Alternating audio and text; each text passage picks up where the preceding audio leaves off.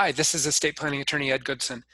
Hey, on Friday, the 20th of March, I got a call from an old buddy who happens to be an emergency room doctor in San Diego, and he told me that the wave of the COVID patients hasn't begun yet, but he was calling me to get his estate plan done quickly. And it occurred to me that there might be many people in the among healthcare workers, who need the estate plans done as quickly as possible, given the risks that they're going into. So guys, this is for you. Thank you very much for your service. And I know you're very nervous. I know you're taking risks for us. I'm doing my best. I'm working from my home. And so here's what you need for your free do-it-yourself estate planning. First, I got to have a disclaimer. I'm an attorney, got to do this. This video doesn't contain legal advice. I'm hoping to give you good general information that's helpful for California only. If you're not from California, this is not going to apply to you.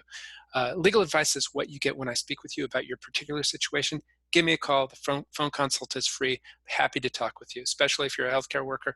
Need to do this quickly. You don't have to wait till Monday to call me either. Just give me a call. All right, what emergency estate planning do you need? You certainly need a healthcare directive. You probably need a durable power of attorney. If you have minor children, you definitely need a guardian nomination, and you probably need a will. You might need a trust. My doctor buddy, he needs a trust because he owns his own home. He wants to avoid probate. There's some tax issues, but not everybody needs a trust. Can't really help you with the free estate planning with trusts. If you're a healthcare worker, I can give you really deep discounts though as we go into this. The rest of these documents will cover most people's situations. All right, healthcare directive. You guys in healthcare, you already know these. You use them all the time, probably. This allows someone to make healthcare decisions for you when you become incapacitated. You can use any of the forms listed here. There are lots of different forms that attorneys use. I recommend the California Statutory form. If you sign any new healthcare directive, it revokes your old one. So you want a free advanced healthcare directive form? You need to Google Healthcare Directive California OAG. That's the Office of the Attorney General. Got a great fillable form right there. Now, the healthcare directive is signed either if it's signed in front of two disinterested witnesses or if it's notarized. Now, notarization is kind of hard to come by right now. Your hospital may have a notary there. That would be very convenient. But most offices like UPS stores and other things, they're closed. It's going to be hard to find a notary. Good news on this, you can use two witnesses, but they have to be disinterested, people who you haven't named on the document. Okay, going on. Guardian nomination. This only applies if you have children who are minors. If you happen to have a child who has special needs, and go ahead and do the same thing here. It's a good thing. If you become incapacitated or die, the court will appoint someone to care for your children. The court's going to honor your wishes, but you need to write them down clearly. But no formalities are needed, no witnesses, no notaries, nothing. And so, for example, what I did years ago is I put, if a guardian is ever needed for any of my children, I nominate my brother Rob first, and then my sister-in-law Sandy. I don't even have to give their last names. As long as I sign and date it, the court will figure out what I meant, and they'll do their best to follow those instructions. All right, next, durable power of attorney. This one allows someone to manage your assets when you become incapacitated. Now, let me give you a warning. If you have an estate plan that was put together by an attorney that involves a trust, you don't want to go messing with your durable power of attorney because they're all kind of linked in together, right? But the power of attorney doesn't have power over your trust assets, and it has no power over your business assets if you have business assets. But for most people who don't have a trust, don't have a business, this is what they need so that somebody can take care of their accounts, their pension, their whatever it is, their debts, if they become incapacitated. Like the healthcare directive, a new durable power of attorney revokes the old one. So you sign a new one and you're good. Okay, here's where you find the form.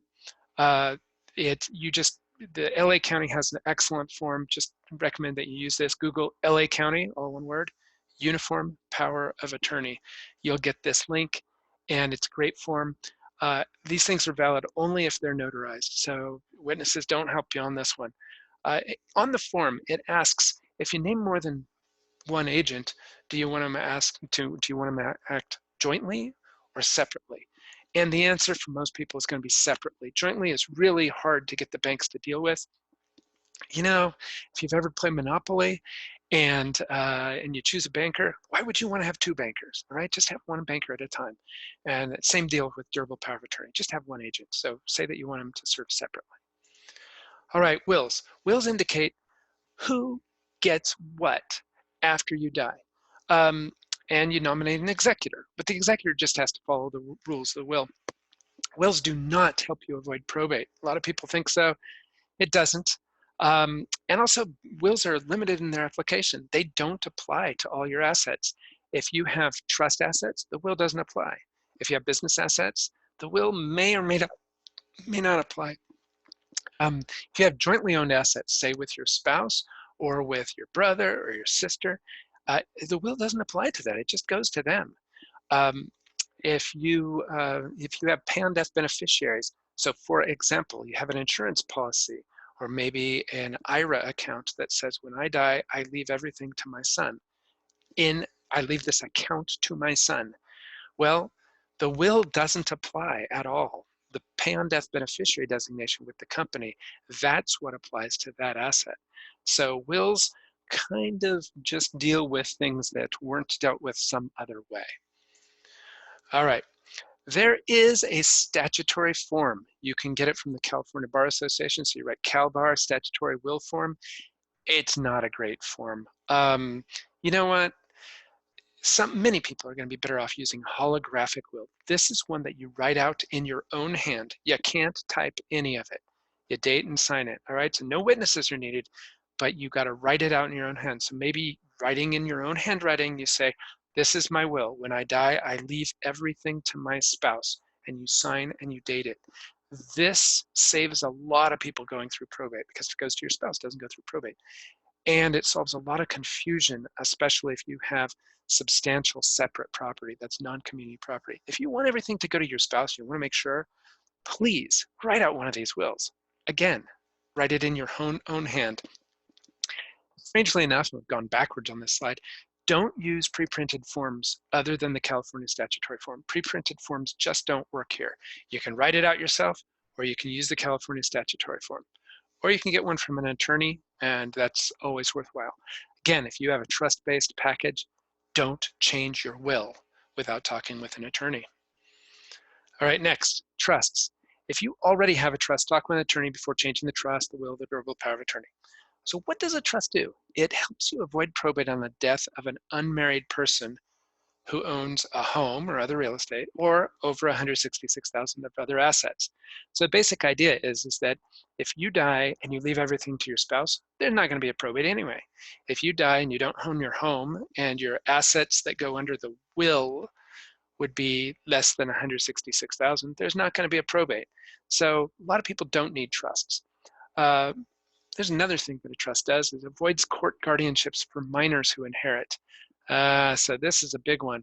If you have kids who will inherit, you need a will, even if you have a smaller estate than $166,000, because the kids can't inherit. So that's a tough one. All right, if you have a beneficiary with special needs and you want them to inherit without losing their government benefits, again, you need a trust. And also for some people who have to worry about taxes, we're talking about people who have net worth of, say, over $1 million. Certainly a trust can help reduce taxes of all kinds for many families. You need an attorney's help to work with any kind of trust. All right, so please call me for a free 15-minute phone consult, no obligation.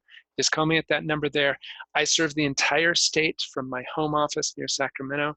I'm a certified specialist. I've been a certified specialist for 12 years, certified by the Board of Legal Specialization at the State Bar of California.